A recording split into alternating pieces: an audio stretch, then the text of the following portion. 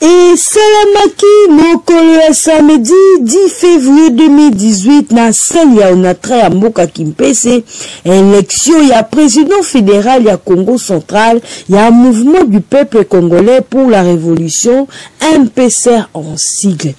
Koeba été MPCR ezali parti politique oyo ekambamaka na député national élu à Kasangulu honorable Jean-Claude Mvwemba. Maponami yango esalamaki kaka pona président pe na vice-président na ye. Ba poste mususu ekozala représenté na chaque territoire.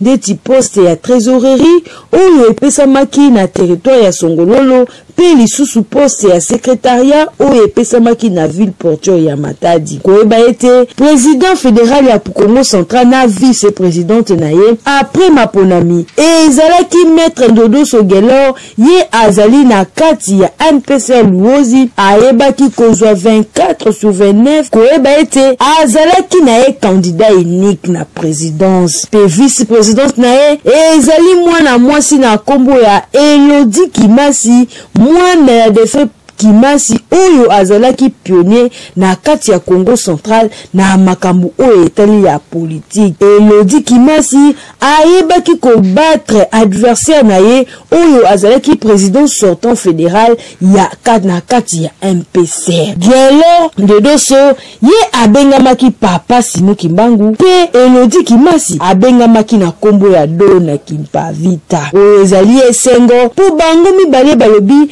bazali kaka na objectif moko oyo ezali ya ko réimplanter MPCR na kati ya Congo central avant Maponami oyo ezali d'ici décembre 2018.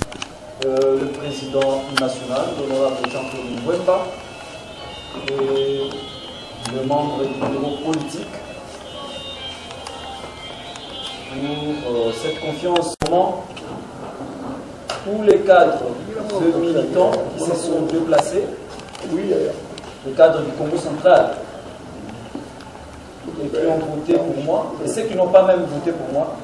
Je vais travailler ensemble avec vous. Je sais qu'avec vous aussi, nous allons aboutir par rapport à nos ambitions que nous avons pour le parti. Je dis et je vous remercie. Je remercie vraiment, premièrement, le président national, Jean-Claude Mvwemba. Je remercie le bureau. Je remercie toute l'Assemblée, les militants et les camarades, de la confiance que vous nous faites. En m'élisant aujourd'hui, je pense qu'ensemble nous travaillerons bien, car le MPCR c'est la paix, c'est la justice, c'est la solidarité et c'est le développement. Merci. Na suka ya Maponami yango ba représentant oyo bazalaki ba membre d'honneur ba utaki bipai na kati ya Congo central bango bayebaki ko sepela na Maponami oyo e salamaki na ndenge moko ya malamu pe ya kimia.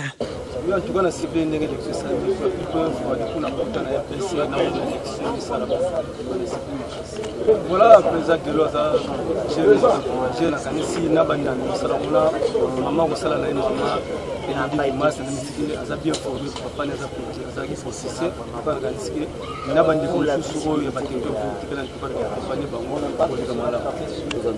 à troisième, c'est mon casse parce que Bisson a MPC, démocratie, bah, il n'a pas parti de Bisson. Il y a un moment de celle-ci, élection fédérale. Alors, démocratie, il faut que la parti parce que l'objet de la présidence, tu as la place où les peuples européens 5 ans, 30 ans, après 5 ans, ça c'est l'élection, l'élection, l'équité au titre. Pendant l'élection, ça c'est l'élection, tu passes un poste, il y a un nommé Batouté. Il faut passer à l'élection. À tous les autres postes, aux présidents territoire, il faut pas l'élection. Fédéral par l'élection. Biso de nos magatins un PC. Démocratie, il n'y a pas de biso. Alors, biso, après 5 ans, tout ça, c'est l'élection. Les athées, ils sont là, ils ont poste après 10 ans, 15 ans, ils ont visité, cadre de nous, c'est de répondre à et puis, il y a des combattants, ils sont au Makassi, ils ont parce que bamoni de ndenge démocratie pour kota na bakate ba parti. Merci beaucoup maman pour la question. Pour votre président fédéral parce que la fédération de celui qui est là. l'époque, il y a caractérisé le président fédéral. Les sœurs de Mwandanteli. On cherche Mwandanteli, on va au chercher. Le président Moussou Souza Bimagana Bomba, le président Mwana Rosi, Ngi Amen Misala, Ndenge Sendeli. Bon, ezalaka kandenge.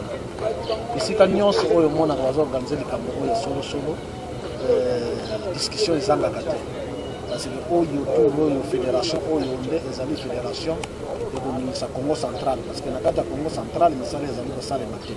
Le gouverneur Jacques Mbado situ lelo so total bengai na zobeta 7 mingi na banzela na biso oyo na place oyo zo pesa biso mokwanga bazali ko bongisa yango te na fédération oyo tokolandela ba point nyonso oyo etangami na gestion ya gouvernorat tokotikela kaka tembo ta kwela mais cette fois-ci biso nyonso tozana kata ilo moko na kolandela mama péage ezali poste na bango bazolela bongo asokei so lingi sala tour na bongo ta stade Chopin so ko lingi kende na matado ta la stade oyo comme presque à la fin jusqu'à sur la terre nzela na biso ya mayombe banda materne tichela le gouverneur Jacques Mbado atali yango te voir même banda akota na kiti na ye wana mokolo moko ta kita atala lemba atala lukula atala sioni atala luango apomati jusqu'au fond ya tchela ou bien akende ko visiter place nkulu alala na to mona même on a bilité akende la place papa Kasavu balani le gouverneur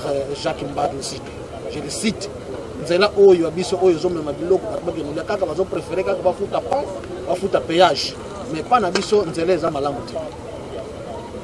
Merci beaucoup. esali esengo koyeba ete na ebandeli bango bazalaki na kobundana me na suka na yango bayokani kaka mpe maponami eleki na kimia oyo esengo mpe ezali exemple à suivre ebeti Kaduka afilika reparive monogachet